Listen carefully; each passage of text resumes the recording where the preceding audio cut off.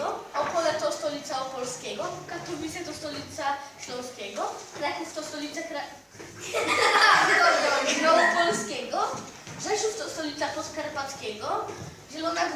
Zielona Góra i Gorzów Wielkopolski to stolica Lubuskiego, Poznań to stolica Wielkopolskiego, Łódź to stolica Łódzkiego, Warszawa to stolica Mazowieckiego, Lubelski to stolica Lublin to stolica Lubelskiego, Szczecin to stolica Zachodniopomorskiego, Gdańsk to stolica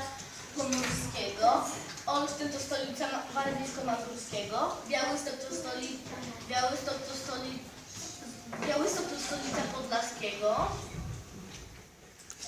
Kielce to stolica Świętokrzyskiego,